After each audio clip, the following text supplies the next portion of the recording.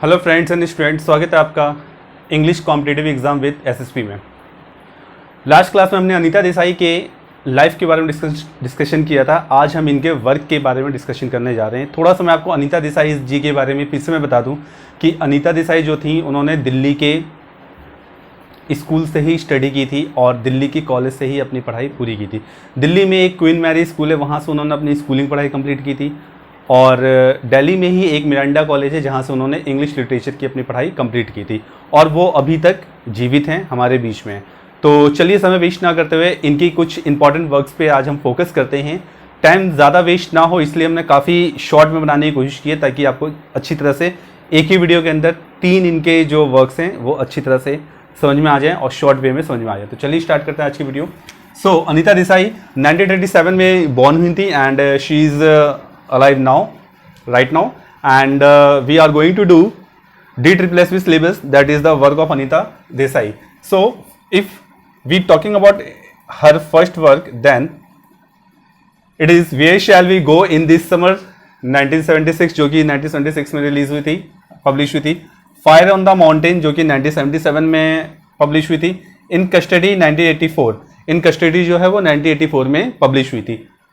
तो वैसे इन्होंने बहुत सारे अपनी स्टोरीज नॉवेल्स लिखे हैं, लेकिन ये आपको वो करवाया जा रहा है जिसमें से आने के चांसेस है एग्जाम में और ये बहुत ज़्यादा इंपॉर्टेंट भी हैं।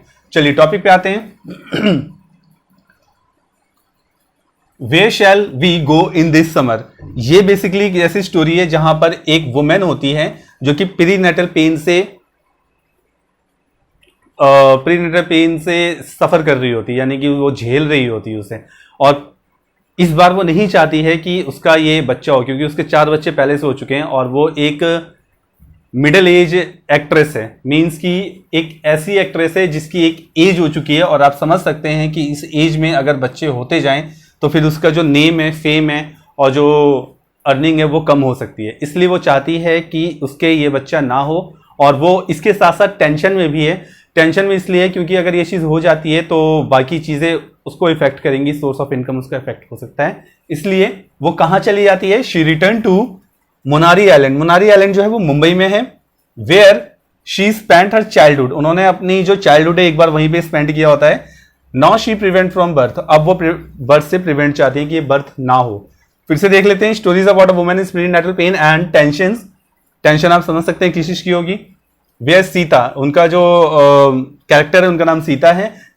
Is a middle aged actress doesn't want her 5th child, अपना 5वां बच्चा नहीं चाहती है। So she return to Manori island.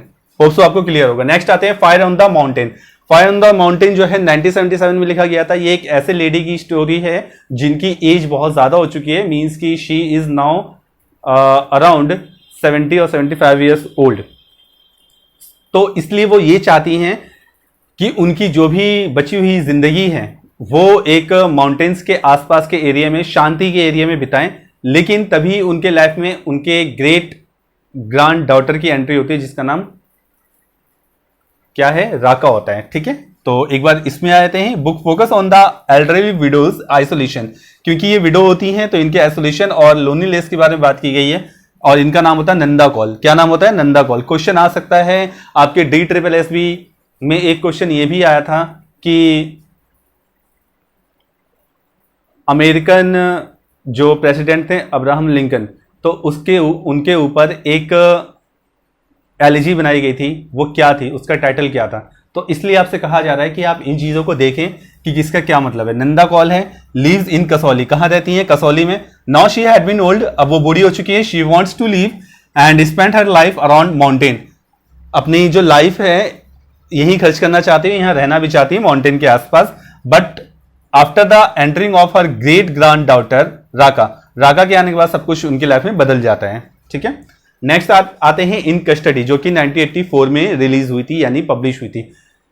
देखिए इन कस्टडी जो है एक ऐसा एक नॉवेल है, एक ऐसा कॉन्सेप्ट है जो कि हमें कुछ सोचने में मजबूर कर देता है। इसलिए आप देख रहे होंगे कि यहां पर मैंने टाइटल जस्टिफिकेशन भी लिखा है कि इसका टाइटल कहां से जस्टिफिकेशन कर रहा है, कहां तक ये जस्टिफाई कर रहा है अपने आप को।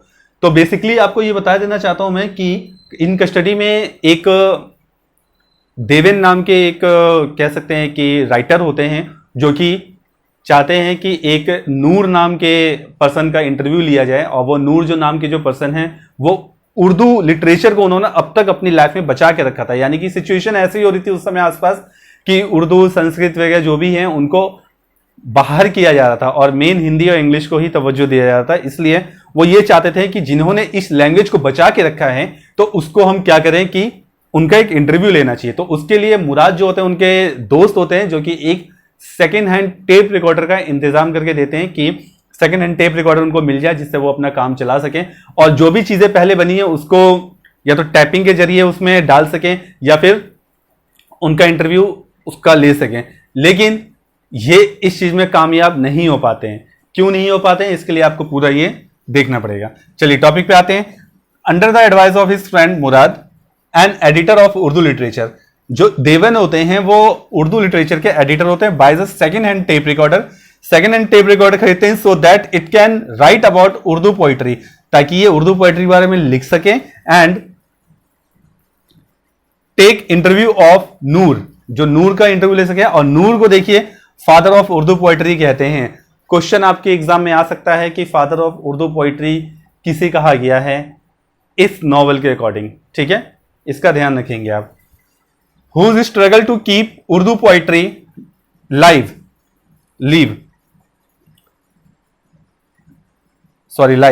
नूर is very talented person but misfit to live crowded Chandni Chowk. देखिए यहां पर जो नूर हैं इतने एक अच्छे इंसान हैं जो डिजर्व नहीं करते हैं कि ऐसे क्राउडेड एरिया में रहें, यानी कि उनको उतना सम्मान नहीं मिल रहा है जितने सम्मान के वो हकदार हैं। तो ये इसकी स्टोरी है। नूर के बारे में बताया गया है, उसने अरेंज किस तरह से किया, देवन ने टेप रिकॉर्डर, मुराद की क्या इसमें रोल था, वो सभी चीजें में बताई गई हैं। चलिए अब टाइटल जस्टिफिकेशन पे आते हैं। ध्यान से देखिएगा, ध्यान सुनिएगा।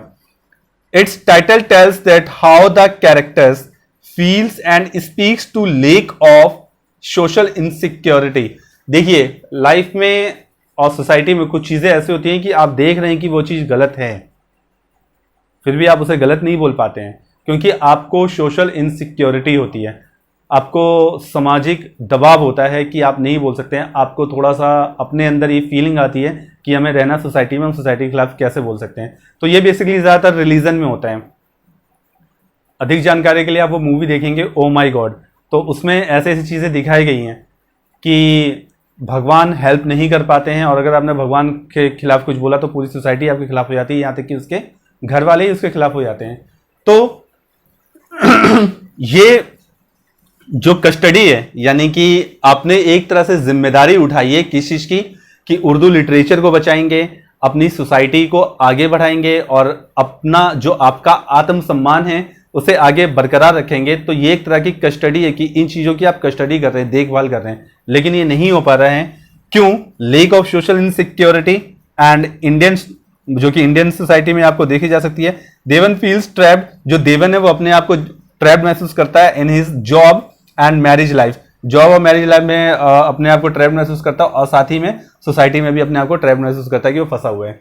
ठीक है, होप सो कि आपको समझ में आया होगा। एक बार रिवाइज कर लेते हैं।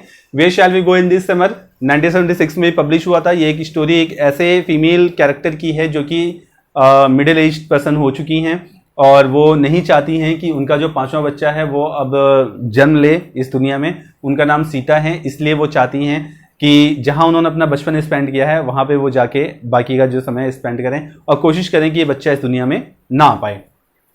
नेक्स्ट है fire on the mountain. Fire on the mountain में हमने ये पढ़ा कि यहाँ पे एक विडो होती हैं जो कि काफ़ी एजेड हैं और वो चाहती हैं उनकी आगे की लाइफ जो है वो आइसोलेशन में ही बीते, माउंटेन्स के आसपास बीते और वो वहीं आसपास रहकर अपना जो भी जीवन है उसको इंजॉय करें। तभी एंट्री इनके जो ग्रेट ग्रैंड डॉटर है उसकी होती है, इसका नाम राका होता है। ठीक है, नेक्स्ट आते हैं इन कस्टडी। कस्टडी में आपको बता दिया है कि ये बेसिकली किसी लैंग्वेज को बचाने की एक बात है और हमें सोसाइटी में इतना ज़्यादा मौका नहीं मिल पाता है जितना हम डिजर्व करते हैं, ये उसकी बात है। तो ये ऐसी ही कस्टडी है जो कि हम खुद अच्छी तरह से फील नहीं कर पा रहे हैं, इनसिक्योर हो रहे हैं, उसकी पूरी तरह से केयर नहीं कर पा रहे हैं। या तो हमें सोसाइटी चेंज करनी पड़ेगी या खुद को चेंज करना पड़ेगा। बेसिकली ये इसी की बीच की कहानी है, बहुत ही गहराई वाला ये मैसेज है। इसको आप अलग से अगर पढ़ेंगे तो आपको बहुत ज़्यादा अच्छी तरह से समझ में आएगा। तो होप सो कि आपको वर्क इनका समझ में आया होगा। अनिता देसाई का लास्ट क्लास में जो हमने इनके लाइफ के बारे में डिस्कस किया था वो भी काफ़ी अच्छी तरह से आपको बता दिया गया था। वर्क भी आपको बहुत अच्छी तरह से बता दिया गया है। ये DSSB का थर्ड लास्ट पोएम था, यानी कि ये थर्ड लास्ट पोइट थी अपने इस सिलेबस में। इसके बाद हम सेकेंड लास्ट पोइट के बारे में करेंगे जिनका नाम RK नारायण है। तो मिलते हैं नेक्स्ट वीडियो में नेक्स्ट टॉपिक RK नारायण के साथ। तब तक पढ़ते रहिए, अपना ख्याल रखिए और कोई ना कोई काम ऐसा जरूर कीजिए जिससे सोसाइटी में पॉजिटिव मैसेज जाए और सोसाइटी का पॉजिटिव भला हो सके। मिलते हैं नेक्स्ट वीडियो में नेक्स्ट टॉपिक के साथ, तब तक पढ़ते रहिए, अपना ख्याल रखिए। Thank you.